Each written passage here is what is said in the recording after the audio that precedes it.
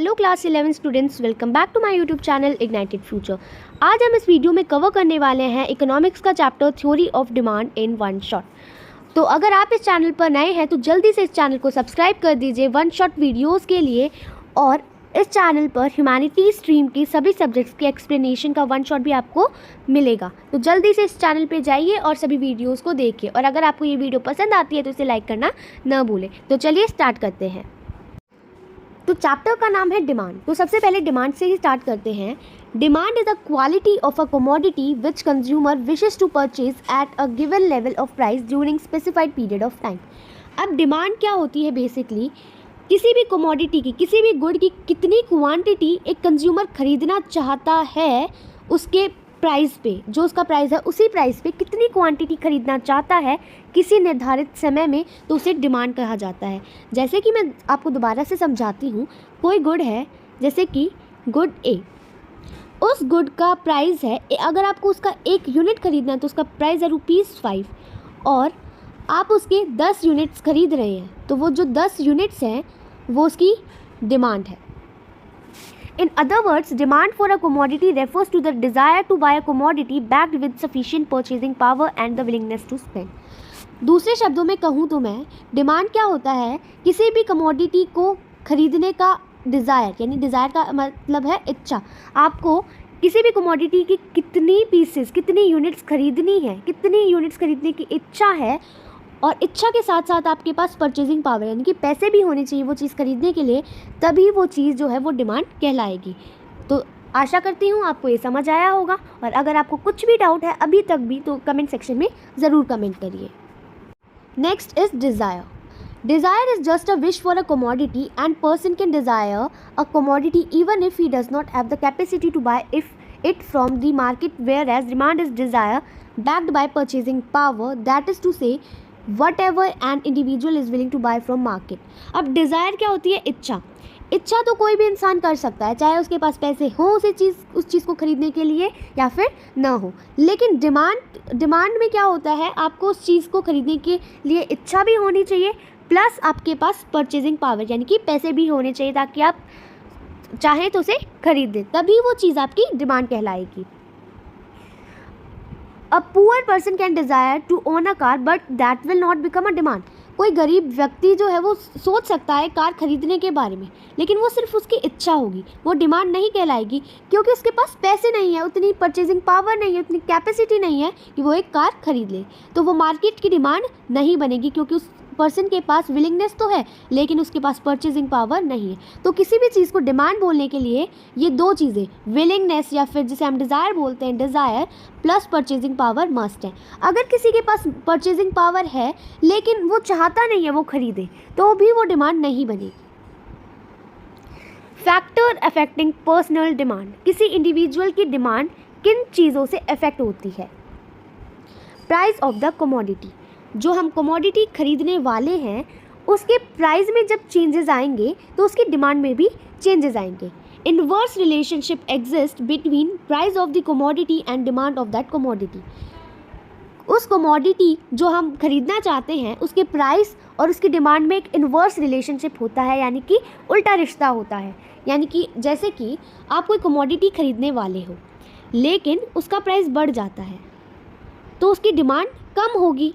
जैसे कि आपने घर में भी देखा होगा कि अगर आपकी मम्मी बाज़ार जाती है लेकिन देखती है कि भाई ये सब्ज़ी तो महंगी हो गई है, तो क्या करती है आपकी मम्मी? उसकी क्वांटिटी कम ले लेती है, उसकी डिमांड कम हो जाती है। ठीक है, वैसे ही इसमें देखा गया है कि अगर किसी कमोडिटी की प्राइस बढ़ जाती है तो उसकी डिमांड कम हो जाएगी। जैसे कि कोई इंसान है और वो कार खरीदना चाह रहा है, ठीक है, कोई पर्सन है वो कार खरीदना चाह रहा है, लेकिन वो गया मार्केट में, उसे पता चला कि भाई जो कार 5 लाख की मिल रही थी वो 20 लाख में मिल रही है, तो क्या उसकी डिमांड उतनी ही रहेगी? नहीं, उसकी प्राइस बढ़ने पर उसकी डिमांड जो है वो कम हो जाएगी, है ना। तो ये एक इनवर्स रिलेशनशिप होता है प्राइस ऑफ द कमोडिटी और उसकी डिमांड में। सिमिलरली अगर प्राइस कम हो जाएगा, कोई चीज़ जो है वो सस्ती हो जाएगी, तो उसकी डिमांड जो है वो मार्केट में बढ़ जाएगी। फॉर एग्जांपल गोल्ड का प्राइस कम होते ही लोग जो हैं वो गोल्ड बहुत ज़्यादा खरीदने लग जाते हैं, उसकी डिमांड बहुत ज़्यादा बढ़ जाती है मार्केट में भी। तो this is all price of the commodity और डिमांड के बीच में इन्वर्स रिलेशनशिप होता है। Now price of related goods. अब रिलेटेड गुड्स भी दो तरह के होते हैं, सब्स्टिट्यूट गुड्स और कॉम्प्लीमेंट्री गुड्स। अब इनके बारे में हम डिटेल में पढ़ते हैं। Substitute good. अब सब्स्टिट्यूट गुड कौन से होते हैं? Substitute goods are those goods which can be use in place of another goods and give the same satisfaction to a consumer. अब सब्स्टिट्यूट गुड वो गुड्स होते हैं जो एक दूसरे की जगह पे यूज़ हो सकते हैं। जैसे कि अगर आपके घर में टी जो है वो ख़त्म हो गई है लेकिन कॉफ़ी रखी है, तो आप टी की जगह कॉफ़ी पी सकते हो। तो ये दो क्या है? ये सब्स्टिट्यूट गुड्स हैं, ठीक है। There would always exist a direct relationship between price of substitute good and demand for given commodity. जो substitute good का प्राइस है और जो गिवन कमोडिटी की डिमांड है, उन दोनों के बीच में एक डायरेक्ट रिलेशनशिप है। यानी कि सब्स्टिट्यूट गुड का प्राइस जो है वो बढ़ेगा। कॉफ़ी है, कॉफ़ी का प्राइस बढ़ गया, कॉफ़ी महंगी होगी तो लोग कॉफ़ी तो इतनी खरीदेंगे नहीं, उसका सब्स्टिट्यूट जो है वो ज़्यादा खरीदेंगे, यानी कि टी की डिमांड बढ़ जाएगी। भाई कॉफ़ी महंगी होगी, कॉफ़ी का सब्स्टिट्यूट क्या है? टी। लोग कॉफ़ी के सब्स्टिट्यूट को ज़्यादा खरीदेंगे, है ना, ऑफ कोर्स। तो basically price of substitute good और डिमांड में जो है एक डायरेक्ट रिलेशनशिप होता है। मैं एक बार आपको दोबारा से ये समझा देती हूँ। जैसे कि टी की हम बात करते हैं, आप में से बहुत सारे लोग टी पीते होंगे, लेकिन टी के जो प्राइजेस हैं वो एकदम से कम हो जाते हैं, तो लोग क्या करेंगे? टी तो बहुत ज़्यादा खरीदेंगे। लेकिन अब कॉफ़ी का क्या होगा? कॉफ़ी को लोग ज़्यादा खरीदेंगे? नहीं, कॉफ़ी की भी डिमांड कम होगी। तो टी के प्राइजेस कम हुए और कॉफ़ी की डिमांड कम हुई, है ना। यहाँ पे डिमांड लिख देती हूँ। तो प्राइस टी के कम हुए लेकिन असर कॉफ़ी की डिमांड पे भी पड़ा। तो ये हमने देखा एक डायरेक्ट रिलेशनशिप है। एक चीज़ कम हो रही है तो दूसरी भी कम हो रही है, और एक चीज़ बढ़ रही है तो दूसरी भी बढ़ रही है। तो this is known as direct relationship. It means with an increase in price of the substitute good, यानी कि सब्स्टिट्यूट गुड का प्राइस बढ़ेगा तो कमोडिटी के डिमांड में राइज आएगा। जैसे कि कॉफ़ी का प्राइस बढ़ा तो टी की डिमांड भी बढ़ी। कॉफ़ी महंगी हो गई, कॉफ़ी नहीं खरीदेंगे लोग, उसका प्राइस बढ़ने लग गया। अब टी ज़्यादा खरीदेंगे, टी की डिमांड बढ़ेगी, ठीक है। तो एक डायरेक्ट रिलेशनशिप है। एग्जाम्पल दे रखा है पेप्सी और कोक का, यहाँ पे हम टी और कॉफ़ी का एग्जाम्पल भी ले सकते हैं। Complementary goods. अब दो तरह के रिलेटेड गुड्स होते हैं, सब्स्टिट्यूट गुड्स, वो हमने देख लिए। Next is complementary goods. Complementary goods कौन से होते हैं? जो गुड्स जो हैं एक दूसरे के साथ यूज़ होते हैं। Complementary goods are those which are useless in absence of another goods which are demanded jointly. जिनकी डिमांड जो है वो इकट्ठी होती है, जो इकट्ठे यूज़ होते हैं, टुगेदरली यूज़ होते हैं, those are complementary goods. For example car और पेट्रोल। पेट्रोल के बिना जो है वो कार नहीं चलेगी, तो ये दोनों एक साथ यूज़ होते हैं, तो these are complementary goods. Tea और शुगर। टी जो है वो शुगर के बिना नहीं बन सकती, तो टी और शुगर जो है वो कॉम्प्लीमेंट्री गुड्स हैं। There would always exist an inverse relationship between price of complementary goods and demand for given commodity. जो complementary goods हैं और जो commodity है, इन दोनों के बीच में एक इन्वर्स रिलेशनशिप होगा, उल्टा रिश्ता होगा। मैं एक बार अच्छे से आपको एक्सप्लेन करती हूँ। जैसे कि कार और पेट्रोल की हम बात कर रहे हैं, पेट्रोल के प्राइजेस की बात होगी और कार के डिमांड की बात करते हैं, ठीक है। आप में से कुछ बच्चे कार खरीदने जा रहे हैं, सपोज करो, लेकिन एकदम से पेट्रोल के प्राइस बढ़ जाते हैं। अब भाई पेट्रोल के प्राइस बढ़ गए तो कार कौन डिमांड करेगा? कार की डिमांड कम होगी। जैसे कि पहले पेट्रोल मिल रहा था 200 रुपये लीटर और अब मिलने लग जाएगा, प्राइस बढ़ने के बाद मिल रहा है वो 1000 रुपये लीटर। तो लोग सोचेंगे कि भाई कार चलाने के लिए भी तो पेट्रोल चाहिए। तो अब जो लोग कार खरीदने जा रहे थे, हो सकता है वो कार खरीदने अब ना जाए। तो पेट्रोल के प्राइस बढ़ने से कार की डिमांड पे असर पड़ा, है ना, क्योंकि कार भी तो पेट्रोल से चलेगी। ये कॉम्प्लीमेंट्री गुड्स हैं। सो एक इन्वर्स रिलेशनशिप है कि पेट्रोल के प्राइस बढ़ रहे हैं तो कार की डिमांड कम हो रही है। सिमिलरली अगर हम यहाँ पे मानते हैं नाउ, अगर पेट्रोल के प्राइजेस कम हो रहे हैं, पेट्रोल के प्राइजेस कम हो रहे हैं, तो लोग सोचेंगे कि भाई पेट्रोल तो कितना सस्ता हो रहा है, तो भाई हम अब क्यों ना गाड़ी खरीद लें, ताकि हम आराम से गाड़ी में बैठ के, सस्ता पेट्रोल है, आराम से ऑफिस जाएंगे। तो पेट्रोल की प्राइस कम होते ही लोग क्या करेंगे, कार की डिमांड बढ़ा देंगे, सोचेंगे भाई कार ही खरीद लेते हैं, आराम से सस्ता पेट्रोल है, आराम से ऑफिस जाएंगे बैठ के। तो हमने क्या देखा, पेट्रोल के प्राइसेस बढ़े तो कार की डिमांड कम हो गई, और वैसे पेट्रोल के प्राइसेस कम हुए तो कार की डिमांड बढ़ गई। तो ये क्या है, एक इन्वर्स रिलेशनशिप होता है कॉम्प्लीमेंट्री गुड्स में। पेन और रिफिल का एग्जाम्पल दिया है, एक बहुत फेमस एग्जाम्पल है। अगर पेन की रिफिल के प्राइसेस बढ़ रहे हैं तो पेन की डिमांड तो कम होगी, भाई रिफिल महंगी हो रही है तो पेन का लोग करेंगे क्या, रिफिल इतनी महंगी है तो उसकी बॉडी का थोड़ी कुछ कर सकते हैं वो। Income of a consumer, there are 3 types of goods. अब इनकम ऑफ द कंज्यूमर की हम बात करते हैं तो 3 तरह के गुड्स होते हैं, normal goods, inferior goods, inferior goods कौन से वो भी मैं आपको बताऊंगी, और नेसेसिटी गुड्स। तो सबसे पहले नॉर्मल गुड्स की बात करते हैं, नॉर्मल कमोडिटी की हम बात करते हैं। For normal commodity with a rise in income, अब नॉर्मल गुड्स वो होते हैं जो नॉर्मली हम यूज़ करते हैं। इन्फीरियर गुड्स वो होते हैं जो कि सबसे इन्फीरियर मीन्स चीप क्वालिटी के होते हैं, पुअर क्वालिटी के जो गुड्स हैं, दोज आर इन्फीरियर गुड्स। जो कि आपको सड़क पे ऐसे जो गुड्स मिल जाते हैं, बेचते हैं लोग, दोज आर इन्फीरियर गुड्स, जो पुअर क्लास जो है वो खरीदती है, that are inferior goods. Necessity goods भी मैं आपको बताऊंगी, ये थोड़ा डिफरेंट है। नॉर्मल गुड्स की हम बात करते हैं। नॉर्मल कमोडिटी में क्या होता है, जब इनकम बढ़ेगी तो नॉर्मल गुड्स की जो डिमांड है उसमें भी राइज आएगा। अब इनकम तो सिंपल है, इनकम को वैसे हम वाई से डिनोट करते हैं, और प्राइस ऑफ द कमोडिटी को हम पी एक्स से डिनोट करते हैं। जैसे कि आपका कोई गुड है एक्स, तो उसके प्राइस को हम पी एक्स से डिनोट करेंगे, और प्राइस ऑफ रिलेटेड गुड्स को हम पी आर से डिनोट करेंगे, और इनकम को हम वाई से डिनोट करेंगे। तो बेसिकली अगर आपकी income, Y is income, income बढ़ेगी तो आप नॉर्मल गुड्स तो ज़्यादा खरीदोगे और ज़्यादा गुड्स खरीदने लग जाओगे। अगर आपकी फैमिली में आपके पेरेंट्स की जो इनकम है वो बढ़ जाती है, तो आप पहले मान लो आप 4 लीटर दूध ले रहे थे, तो हो सकता है आप उसकी दूध की डिमांड जो है वो बढ़ा दो, वो 5 लीटर कर दो। तो ऐसे ही होता है कि जब इनकम बढ़ती है तो नॉर्मल गुड्स की जो डिमांड है वो भी बढ़ जाती है। Demand of normal goods also increases. Shortly direct relationship exist, direct relationship है, इनकम बढ़ेगी तो डिमांड भी बढ़ेगी, एक डायरेक्ट रिलेशनशिप है, ठीक है।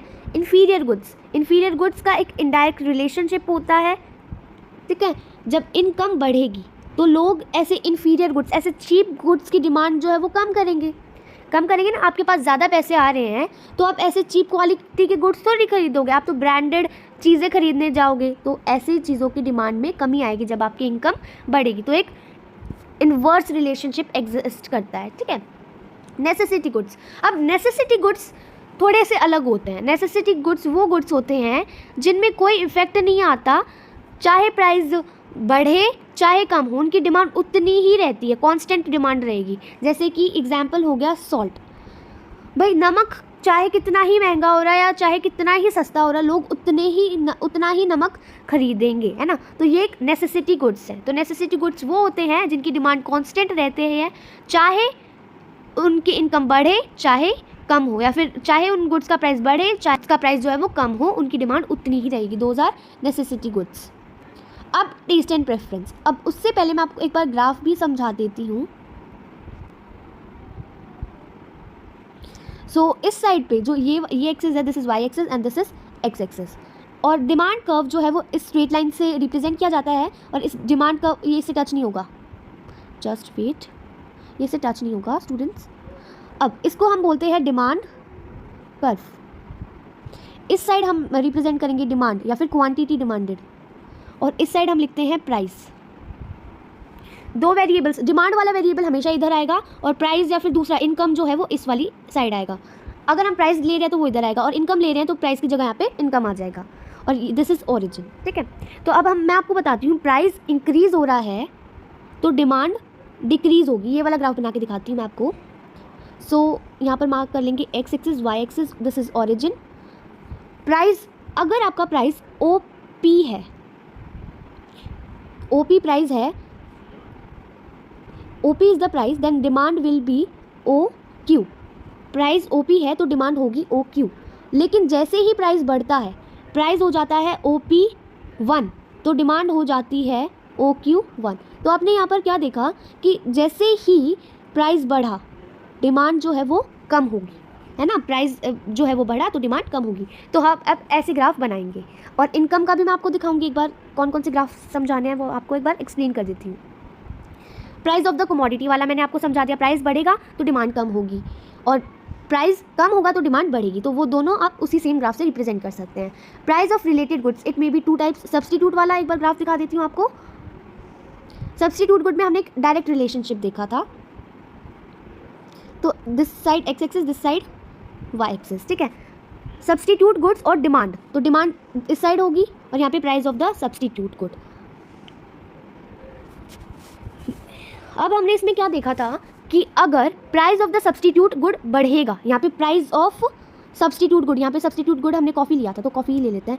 प्राइस ऑफ कॉफ़ी बढ़ेगा तो डिमांड ऑफ टी लिखेंगे। यहाँ पे कुछ बच्चे होते हैं कि यहाँ पर कॉफ़ी लिख दिया, यहाँ पे भी कॉफ़ी लिख दिया, नहीं, हम यहाँ पे ध्यान रखेंगे कि यहाँ पे हम सब्स्टिट्यूट गुड का ही प्राइस ले रहे हैं और यहाँ पे हम कमोडिटी जो हम ले रहे हैं उसी को लिख रहे हैं। कभी सेम लिख दो आप, बहुत सारे बच्चे ऐसे मिस्टेक करते हैं जिनकी वजह से उनके मार्क्स भी कटते हैं। सब्स्टिट्यूट गुड के प्राइसेस बढ़ेंगे तो कमोडिटी की डिमांड भी बढ़ेगी। डायरेक्ट रिलेशनशिप देखा था, जैसे कि कॉफ़ी के प्राइसेस बढ़ेंगे तो लोग टी की ज़्यादा डिमांड बढ़ाएंगे ना, कॉफ़ी थोड़ी ज़्यादा पिएंगे, कॉफ़ी के प्राइसेस बढ़ रहे, कॉफ़ी महंगी हो रही है तो लोग टी पे ज़्यादा शिफ्ट करेंगे, तो टी की डिमांड बढ़ेगी। तो एक डायरेक्ट रिलेशनशिप है। तो इसमें एक अपवर्ड स्लोपिंग जो है ग्राफ बनेगा, डिमांड कर्व का अपवर्ड स्लोपिंग कर्व बनेगा। क्यों? क्योंकि इसके अंदर एक डायरेक्ट रिलेशनशिप है, डायरेक्ट रिलेशनशिप में अपवर्ड स्लोपिंग होगा। तो इसमें हम कैसे रिप्रेजेंट करेंगे, इधर हम लिखेंगे प्राइस ऑफ कॉफ़ी यानी कि प्राइस ऑफ सब्स्टिट्यूट गुड और यहाँ पे हम लिखेंगे demand of T, demand of commodity. अगर पहले प्राइस थे ओ पी तो डिमांड थी ओ क्यू ये, और लेकिन जब ओ पी वन, जब ये हो गया प्राइस बढ़ गया P1 तो डिमांड भी बढ़ गई और हो गई Q1 ओ Q1, ठीक है। जैसे ही प्राइस बढ़ा वैसे ही क्वांटिटी भी बढ़ी, सॉरी डिमांड भी बढ़ी, ठीक है। सो ये आप ऐसे डायग्राम बनाएंगे, अपवर्ड स्लोपिंग बनाएंगे, क्योंकि अगर आप ऐसे मिस्टेक कर देंगे। और एक और बात का आपको ध्यान में रखना है, यहाँ पे आप प्राइस ऑफ सब्स्टिट्यूट गुड लिखेंगे और यहाँ पर आप प्राइस ऑफ कमोडिटी लिखेंगे। कभी आप दोनों साइड सेम ना लिख दें, ये भी बहुत सारे बच्चे मिस्टेक करते हैं एग्जाम में। नेक्स्ट था कॉम्प्लीमेंट्री गुड का डायग्राम, वो भी हम देख लेते हैं कि एक इन्वर्स रिलेशनशिप था कॉम्प्लीमेंट्री गुड के डिमांड में और प्राइस में। तो वो भी हम अच्छे से यहाँ पे एक डायग्राम बना के देख लेते हैं। हमने कौन से एग्जाम्पल लिए थे, कार और पेट्रोल के। पेट्रोल, ठीक है, पेट्रोल का प्राइस बढ़ रहा था तो कार की डिमांड कम हो रही थी, है ना। तो यही बना के देख लेते हैं। तो इधर लिखेंगे हम डिमांड ऑफ कार, इसमें भी आप सेम मत लिख देना, और यहाँ पर लिखेंगे हम प्राइस ऑफ पेट्रोल। तो ऑनवर्ड स्लोपिंग होगा ग्राफ। तो अब बनाते हैं, ये है ओरिजिन। जब प्राइस था OP तो डिमांड थी OQ, ये था प्राइस तो ये थी डिमांड। लेकिन जब प्राइस बढ़ गया, हो गया प्राइस OP1 तो डिमांड क्या होगी, कम हो जाएगी और हो जाएगी OQ1। तो डिमांड कम होगी ना, तो जैसे ही प्राइस बढ़ेगा कॉम्प्लीमेंट्री गुड का तो कमोडिटी की डिमांड कम होगी। पेट्रोल का प्राइस बढ़ते ही कमोडिटी की डिमांड कम होगी। तो ये डायग्राम आप ऐसे बनाएंगे, ठीक है। तो आई होप आपको डायग्राम्स भी क्लियर होंगे। इनकम का मैं आपको एक बार और एक डायग्राम और बना के दिखा देती हूँ। इनकम नॉर्मल गुड्स का देख लेते हैं, या फिर जैसे कि हमने क्या देखा, जब इनकम बढ़ रही थी तो नॉर्मल गुड्स भी बढ़ रहे थे। तो यहाँ पर हम क्या लिखेंगे, यहाँ पर लिखेंगे इनकम और यहाँ पर डिमांड ऑफ नॉर्मल गुड्स, यहाँ पे पूरा लिख देंगे डिमांड ऑफ नॉर्मल गुड्स, ठीक है। तो ये डायरेक्ट रिलेशनशिप था, तो इसमें आप ऐसे लिखेंगे इनकम राइज हुई तो डिमांड ये, जब OI थी इनकम तो डिमांड थी OQ।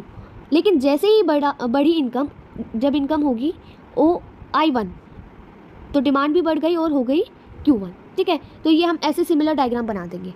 सेम डायग्राम है, अगर आपको फिर भी कोई कन्फ्यूजन है तो कमेंट सेक्शन में कमेंट कर देना, मैं आपको एक्सप्लेन कर दूंगी एक दूसरी वीडियो में। Taste and preferences of the consumer. अब ये टेस्ट एंड प्रेफरेंसेस जो है ये भी कंज्यूमर को अफेक्ट करते हैं।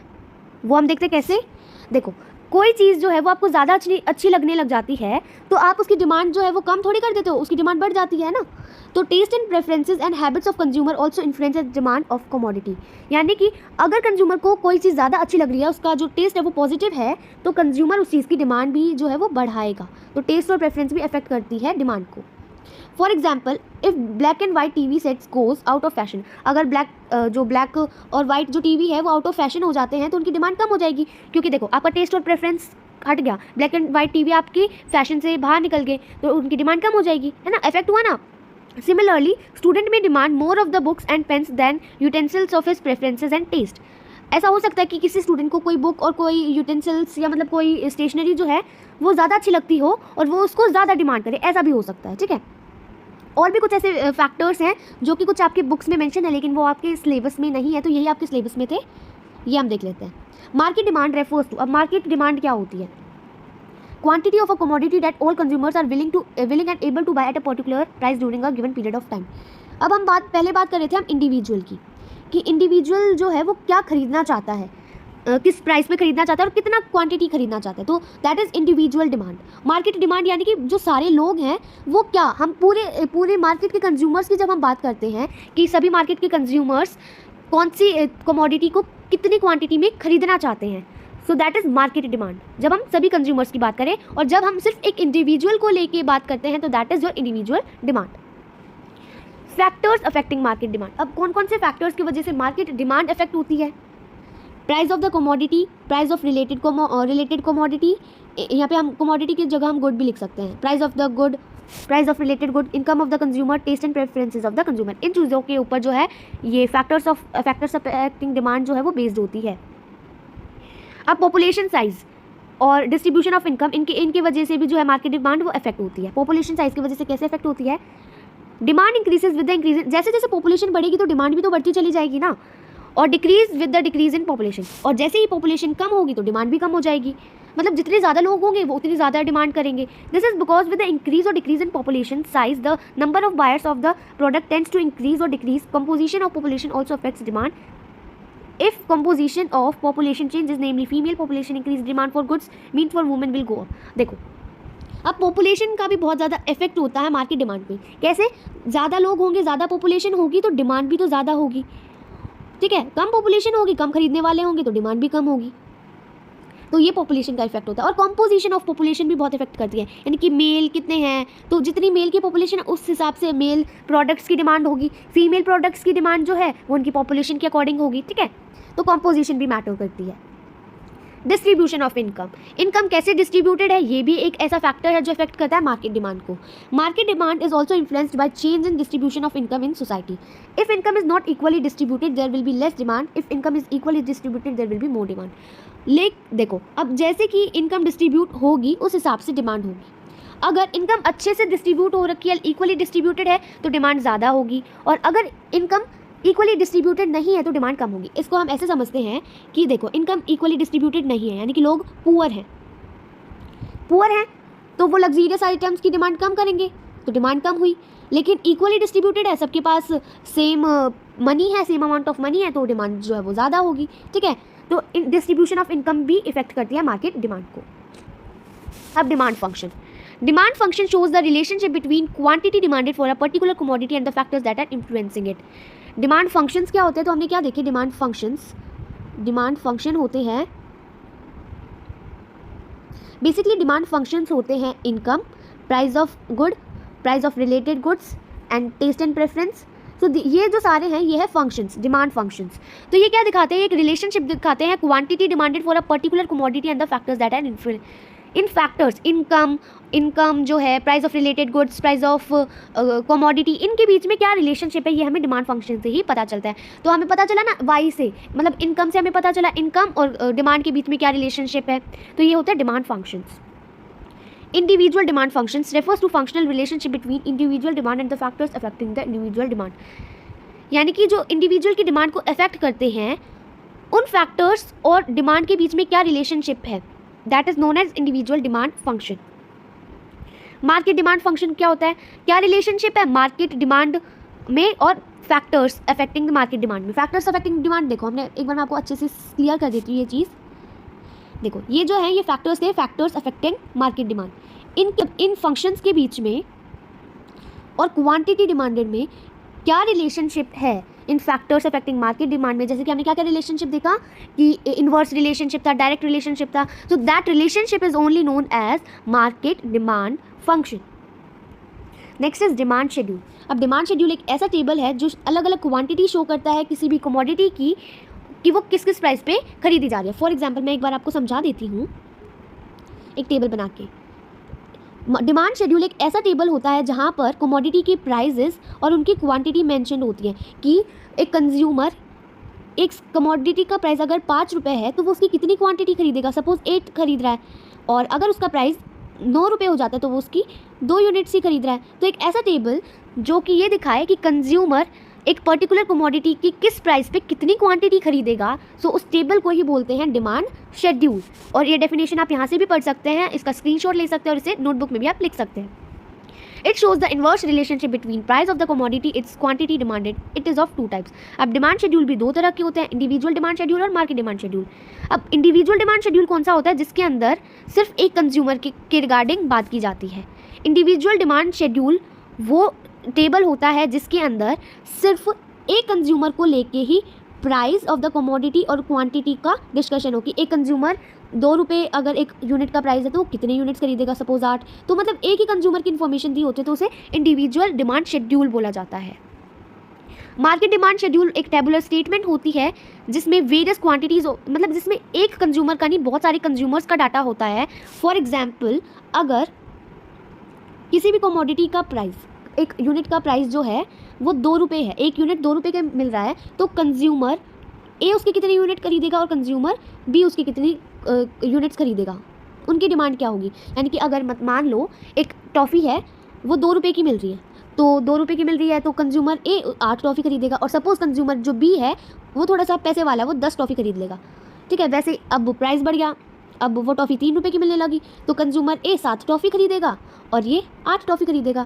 तो मतलब ये कंज्यूमर ए और कंज्यूमर बी, इसमें सिर्फ एक कंज्यूमर की बात नहीं की गई, पूरी मार्केट को लेके देखा गया है। तो that is known as market demand schedule. जिस टेबुलर रिप्रेजेंटेशन ऑफ प्राइस और क्वांटिटी डिमांडेड में सभी कंज्यूमर्स की बात की जाती है या फिर एक से ज़्यादा कंज्यूमर की बात की जाती है, that is known as market demand schedule.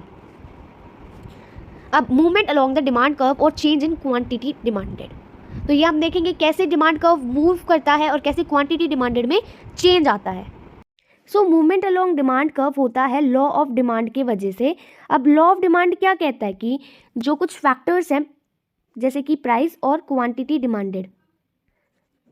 Demanded in दोनों चीज़ों में एक इन्वर्स रिलेशनशिप यानी कि उल्टा रिश्ता देखने को मिलता है। ये लॉ ऑफ डिमांड में हम पढ़ते हैं कि अगर प्राइस बढ़ेगा तो क्वांटिटी डिमांडेड कम होगी और अगर प्राइस कम होगा तो क्वांटिटी डिमांडेड बढ़ेगी। तो ये एक इन्वर्स रिलेशनशिप देखने को मिलेगा और उसी की वजह से मूवमेंट इन डिमांड कर्व होता है। अब मूवमेंट इन डिमांड कर्व भी दो तरह से होता है, एक्सपेंशन और कॉन्ट्रैक्शन, ये दो चीज़ें देखने को मिलती हैं। तो एक बार मैं आपको ग्राफ की हेल्प से समझा देती हूँ एक्सपेंशन और कॉन्ट्रैक्शन क्या होता है। सो स्टूडेंट्स, तो इस ग्राफ की मदद से मैं आपको एक्सप्लेन करूँगी एक्सपेंशन और कॉन्ट्रैक्शन। तो देखो, जब प्राइस ओपी से बढ़कर OP1 हो गया, मतलब कि प्राइस बढ़ गया, तो क्या हुआ, प्राइस के बढ़ते ही डिमांड कम होगी। तो प्राइस के बढ़ने से डिमांड कम होना, this is known as contraction. तो इससे ऊपर की तरफ मूवमेंट होगा, ठीक है। सो दिस ऊपर अपवर्ड मूवमेंट होगा तो इसको बोलेंगे हम contraction in demand.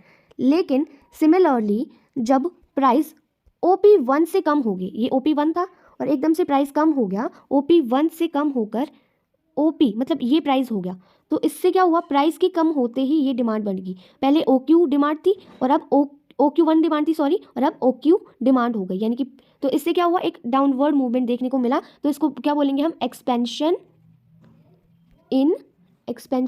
In demand, ठीक है। आई थिंक ये आपको क्लियर हो गया। अब हम इसकी डेफिनेशन समझ लेते हैं। सो बेसिकली जो movement along the demand curve है ना, वो प्राइस की वजह से होता है, यानी कि प्राइस में जब इफेक्ट आएगा तो डिमांड में इफेक्ट आएगा, ठीक है। तो प्राइस ऑफ द कमोडिटी में चेंज आने पर डिमांड में चेंज आएगा, तो उसकी वजह से ही एक्सपेंशन और कॉन्ट्रैक्शन होता है। So this movement along the demand curve is done due to the change in price, ठीक है। तो ये किसके वजह से होता है, प्राइस की वजह से। अब शिफ्ट इन डिमांड कर्व और चेंज इन डिमांड, अब ये शिफ्ट क्यों होता है, तो बेसिकली ये शिफ्ट या फिर चेंज इन ये प्राइस ऑफ द कमोडिटी की वजह से नहीं होता। प्राइस ऑफ द कमोडिटी की वजह से तो सिर्फ मूवमेंट होता है डिमांड कर्व पे, लेकिन शिफ्ट हो जाएगा, डिमांड कर्व शिफ्ट हो जाएगा। क्यों शिफ्ट होगा, कुछ फैक्टर्स की वजह से।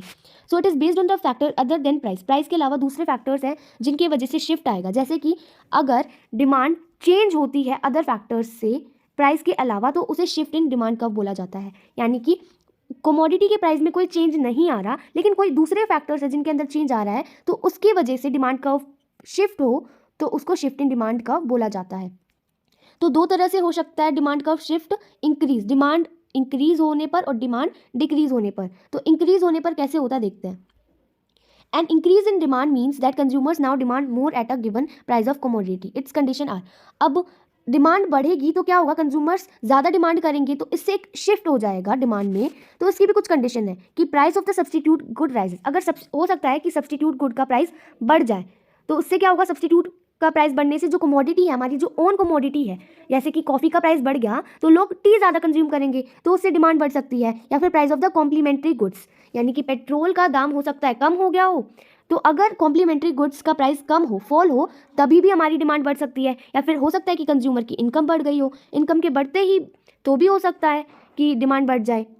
Income of consumer falls in case of inferior goods. और इन्फीरियर गुड्स कौन से होते हैं, जो चीप क्वालिटी के गुड्स होते हैं, जो कि मतलब लोअर क्लास ऑफ पीपल खरीदते हैं, दोज आर इन्फीरियर गुड्स। तो मान लो इन्फीरियर गुड्स हैं, आप इन्फीरियर गुड्स खरीद रहे हो लेकिन आपकी इनकम बढ़ जाती है, तो क्या आप इनकम बढ़ने पर भी इन्फीरियर गुड्स का डिमांड बढ़ाओगे? नहीं, इन्फीरियर गुड्स की डिमांड कम हो जाएगी और अब आप नॉर्मल गुड्स खरीदना स्टार्ट करोगे। ठीक है, तो जब कंज्यूमर की इनकम कम होती है इन्फीरियर गुड्स के केस में, तो भी ऐसा ही होता है। When preferences are favorable, और जब हमारी टेस्ट और प्रेफरेंस जो है किसी चीज़ के रिगार्डिंग अच्छा है तो भी तो हम उस चीज़ की डिमांड बढ़ाएंगे। ठीक है, तो ये कुछ कंडीशंस है डिमांड कर्व के चेंज होने के। तो इसका एक बार ग्राफ देख लेते हैं।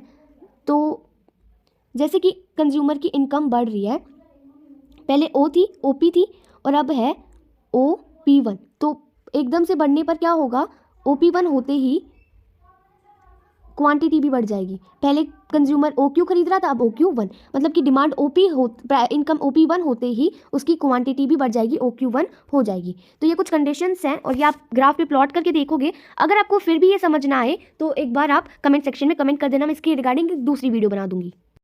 But due to change in factors other than price then demand curve shift rightward. तो एक बार इसका डायग्राम मैं ही आपको क्लियर कर देती हूँ। देखो, अगर प्राइस, देखो इसमें हम प्राइस का कोई रोल नहीं है तो प्राइस कांस्टेंट रखते हैं। अब दूसरा फैक्टर चेंज हो रहा है, जैसे कि इनकम। ठीक है, जैसे ही इनकम बढ़ेगी तो क्या होगा, डिमांड है ये इतनी, प्राइस ये तो सॉरी डिमांड है इतनी, OQ है डिमांड। तो इनकम बढ़ते ही क्या होगा कि ये जो ग्राफ है ये राइटवर्ड शिफ्ट हो जाएगा, इधर शिफ्ट हो जाएगा। यानी कि इनकम बढ़ गई है लेकिन इनकम के बढ़ते डिमांड भी बढ़ गई है। ठीक है, पहले कितनी थी डिमांड, OQ, और अब कितनी हो जाएगी, OQ1। यानी कि क्या देखा हमने, इनकम के बढ़ते ही डिमांड भी बढ़ गई। तो इससे क्या हुआ, ये राइटवर्ड शिफ्ट हो गया। लेकिन एकदम से इनकम कम हो गई तो क्या होगा, ये इस साइड लेफ्ट साइड में शिफ्ट हो जाएगा। और पहले इतनी थी इसकी डिमांड और अब इसकी डिमांड और कम हो जाएगी। तो हमने क्या देखा कि इनकम के बढ़ने से क्वांटिटी डिमांडेड बढ़ जाती है और वैसे ही इनकम के कम होने से क्वांटिटी डिमांडेड भी कम हो जाती है। पहले इतनी डिमांड हो रही थी क्वांटिटी की और अब कम हो गई। ठीक है, अब इतनी जो डिमांड है वो कम होगी। तो ये सेम इफेक्ट हमें सब्स्टिट्यूट गुड में भी देखने को, ये कुछ कंडीशंस हैं, आप इनके अकॉर्डिंग ग्राफ बना के देख लेना। ठीक है, with the rightward shift in demand curve from DD to D1। तो ये कुछ ग्राफ के बारे में बताया है। और ऐसे ही डिमांड में डिक्रीज होने से ग्राफ लेफ्टवर्ड भी शिफ्ट होता है। तो ये उसकी कंडीशंस है, प्लीज़ लर्न दीज कंडीशंस। तो मैंने बता दिया, डिमांड कम होने पर जो कर्व है वो किस तरफ शिफ्ट होगा, left side. Causes of law of demand and expectations to law of demand. अब कुछ एक्सेप्शंस हैं लॉ ऑफ डिमांड की, क्या है वो हम देखेंगे। ठीक है, there is an inverse relationship between price of the commodity and, अब ये कुछ कॉजेज है लॉ ऑफ डिमांड के कि एक इनवर्स रिलेशनशिप देखने को मिलता है प्राइस और quantity demanded of the commodity में according to law of demand for that commodity which causes demand curve to slope downward from left to right. अब जो डिमांड कर्व का स्लोप है वो डाउनवर्ड स्लोपिंग ही क्यों होता है, क्यों वो ऐसे ही जाता है, क्यों, क्योंकि जैसे ही प्राइस बढ़ेगा, OP से OP1 होगा, तो वैसे ही जो क्वांटिटी डिमांडेड है वो कम हो जाएगी। यानी कि प्राइस के बढ़ते ही क्वांटिटी डिमांडेड कम हुई और अगर प्राइस कम हो गया, OP हो गया, तो ये डिमांड जो है बढ़ जाएगी। यानी कि प्राइस कम होते ही डिमांड बढ़ गई। तो ये एक इन्वर्स रिलेशनशिप के वजह से ही ये जो कर्व है ये डाउनवर्ड स्लोपिंग होता है। ठीक है, is it clear? It is because of the following reasons. और ये कर्व क्यों डाउनवर्ड स्लोपिंग होता है ये तो बता दिया मैंने, इन्वर्स रिलेशनशिप की वजह से, और ऐसा होता है इनकम इफेक्ट की वजह से। अब ये इनकम इफेक्ट क्या होती है कि भाई इनकम जो है वो डिमांड को इफेक्ट करेगी, यानी कि इनकम के बढ़ते ही डिमांड भी बढ़ेगी और इनकम की कम होने से डिमांड भी कम होगी। तो इसको बोलते हैं इनकम इफेक्ट, कि इनकम का डिमांड पे एक इफेक्ट है। Any change in the price of the commodity affects the purchasing power. Price जो है वो चेंज हो रहा है कमोडिटी का, तो फिर परचेजिंग पावर के वजह से भी, यानी कि परचेजिंग पावर क्या है यहाँ पे? इनकम। इनकम के चेंज होने से हमारी डिमांड में भी चेंज आता है, ठीक है। When price of the commodity rises, more has to be spent on purchase of the same quantity of that good. लेकिन अगर commodity का प्राइस बढ़ जाता है तो लोगों को और ज़्यादा स्पेंड करना पड़ता है उसी commodity पे। Thus rise in price of the commodity leads to fall in real income. इसलिए अगर प्राइस बढ़ रहा है तो इनकम गिर जाती है। अगर मान लो आपकी इनकम जो है वो कांस्टेंट है, बढ़ नहीं रही है, सेम है, ठीक है, लेकिन एकदम से प्राइजेस बढ़ गए, जो गुड्स हैं उनके प्राइजेस बढ़ गए, तो आपको जो चीज़ आपको पहले 5 रुपये की मिल रही थी वो अब 10 रुपये की मिलने लगी, ठीक है। तो इससे आपकी इनकम एक तरह से इफेक्ट हो जाती है, आपकी क्वांटिटी डिमांडेड कम हो जाती है। कोई चीज़ महंगी होगी, इनकम तो आपकी सेम ही रहेगी, तो इसको इनकम इफेक्ट बोला जाता है, ठीक है। It refers to substitution of one commodity in place of another commodity. तो इस टाइम पे आप क्या करना स्टार्ट कर दोगे? अब सब्सटीट्यूट गुड्स खरीदना स्टार्ट कर दोगे, यानी कि अगर पहले आप टी पी रहे थे लेकिन टी के प्राइजेस बढ़ गए तो आप उसका सब्सटीट्यूट ढूंढोगे इस कंडीशन में। तो फिर इसी इफेक्ट को सब्सटीट्यूशन इफेक्ट बोला जाता है, कि कंज्यूमर्स जो है वो सब्सटीट्यूट ढूंढेगा। सब्सटीट्यूट, अगर एक गुड के जो है प्राइस बढ़ेंगे तो दूसरे गुड की डिमांड बढ़ेगी। फॉर एग्जाम्पल टी के प्राइसेस बढ़े तो लोग टी को कम डिमांड करेंगे और इसका सब्सटीट्यूट ढूंढेंगे, दैट इज़ कॉफ़ी, तो कॉफ़ी की डिमांड बढ़ेगी। तो इसी चीज़ को बोलते हैं सब्सटीट्यूशन इफेक्ट। अब कुछ एक्सेप्शंस होते हैं लॉ ऑफ डिमांड के, तो क्या है वो एक्सेप्शंस? इन्फीरियर गुड और गिफन गुड्स। यानी कि गिफन गुड्स क्या होते हैं? गिफन गुड्स और इन्फीरियर गुड्स सेम ही होते हैं। जो चीप क्वालिटी के गुड्स होते हैं उन्हें इन्फीरियर या गिफन गुड्स बोला जाता है। गिफन गुड्स ऐसे special category of inferior goods होते हैं in which demand for a commodity falls with the fall in its price. यानी कि अगर किसी भी कमोडिटी के प्राइस में गिरावट आई तो उसकी डिमांड में भी गिरावट आएगी। इसको हम सिंपल वर्ड्स में समझते हैं। देखो, अगर आपकी इनकम बढ़ रही है तो क्या आप इन्फीरियर गुड्स की डिमांड बढ़ाओगे? नहीं, आप नॉर्मल गुड्स पे शिफ्ट कर दोगे। तो इसी को बोलते हैं, एक एक्सेप्शन है कि इन्फीरियर इनकम के बढ़ने से इन्फीरियर गुड्स की डिमांड नहीं बढ़ रही। क्यों नहीं बढ़ रही? क्योंकि ये इन्फीरियर गुड्स है, तो एक एक्सेप्शन हो गया ना। तो दूसरे केस में हमने क्या देखा था कि इनकम के बढ़ते ही डिमांड बढ़ती है, लेकिन इस केस में ये फेल हो रहा है क्योंकि ये इन्फीरियर या फिर गिफन गुड्स है, तो ये एक एक्सेप्शन होगी। Goods expected to become scarce और costly in future.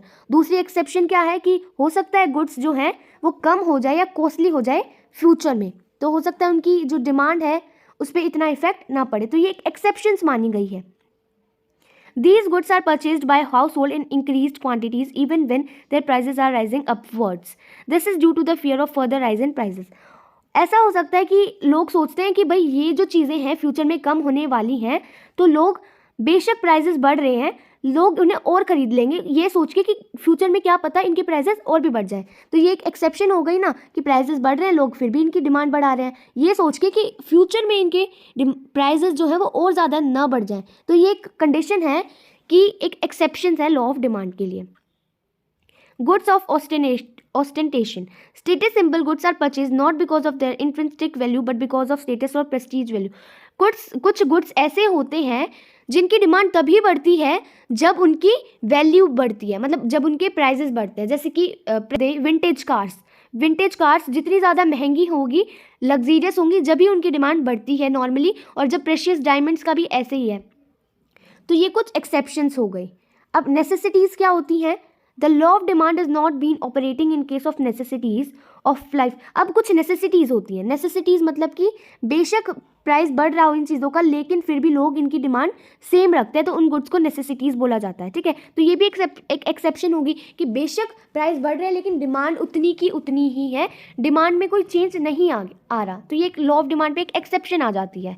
Ignorance. Being ignorant of prevailing prices, a consumer may buy more of commodity when its price has gone up. Ignorance भी एक कारण हो सकता है या फिर इमरजेंसी भी हो सकता है कि इमरजेंसी हो, फ्लड हो, फेमाइन हो या फिर वॉर हो, हाउस होल्ड जो है वो नॉर्मल वे से बिहेव ना कर सकते हों, तो इस टाइम पे भी लॉ ऑफ डिमांड में कुछ एक्सेप्शंस आ जाती हैं. So students, thanks for watching this video. I hope आपको थ्योरी ऑफ डिमांड चैप्टर अच्छे से क्लियर होगा. अगर आपको इस चैप्टर में कोई भी डाउट है तो जल्दी से कमेंट सेक्शन में कमेंट करिए, और अगर आपको इस वीडियो से थोड़ा बहुत भी कुछ भी समझ आया है तो इस वीडियो को लाइक करना ना भूलें. ऐसे ही अमेजिंग वन शॉट्स के लिए जल्दी से इस चैनल को सब्सक्राइब कर दीजिए, और हिस्ट्री के वन शॉट रिविजन्स जो हैं इस चैनल पे पहले से ही अवेलेबल है, तो जल्दी से जाकर देखिए और इस चैनल को सब्सक्राइब करना ना भूलें. Thanks for watching.